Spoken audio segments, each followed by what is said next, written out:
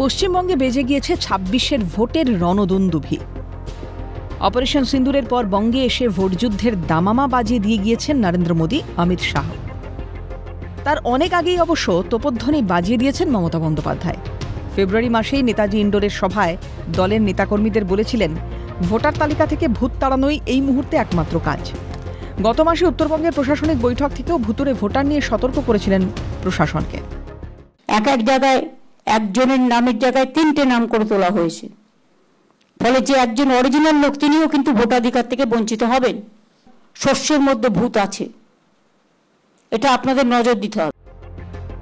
ভূত যে আছে শস্যের মধ্যেই তার জ্বলন্ত প্রমাণ যেন কাকদ্বীপের নিউটন দাস। নিউটন ভূত না জীবন্ত মানুষ? নিউটন শুধু ভুতুড়ে ভোটারই নয়, একই সঙ্গে দুদেশের ভোটার।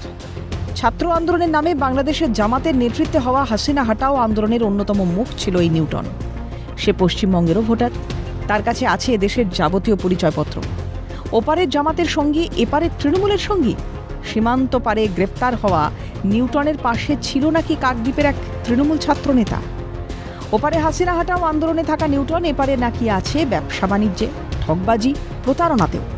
বিরোধীরা বলছেন, নিউটন একা নয়, আছে নাকি কয়েক লক্ষ নিউটন, আছে নাকি জঙ্গি যোগ। দেখা যাচ্ছে বাংলাদেশ আন্দোলনে যারা ছিল সেই সব ছাত্র নেতা, তৃণমূল ছাত্র পরিষদেরও সদস্য, সক্রিয় সদস্য, এখানকার ভোটার, তার দাদা বলছে দুদিকেই ভোট টোট দেয় ছেলে। কয়েক লক্ষ আছে, কয়েক লক্ষ আছে। 7 সেক্টর 3বার ভোট দিয়েছে। আনসারুল বাংলার জঙ্গি। স্পষ্ট, ওপারের অনুপ্রবেশে আক্রান্ত এপার, বিপন্ন এপারের সার্বভৌমত্ব। অবাধে চলে অনুপ্রবেশ, রাজ্য দোষে বিএসএফকে, কেন্দ্র দোষে রাজ্যকে। দীর্ঘদিনের জট, চাপানুতোর কিংবা টানাপোড়েনের শেষে ভারত বাংলাদেশ সীমান্তে কাঁটাতার দিতে জমির ছাড়পত্র দিয়েছে রাজ্য। ৩৫৬ একর জমি বিএসএফের হাতে দ্রুত হস্তান্তরের জন্য জেলা প্রশাসনগুলিকে নির্দেশ দিয়েছে নবান্ন। কিন্তু এতদিনে কত নিউটন ছড়িয়ে পড়েছে এপারে?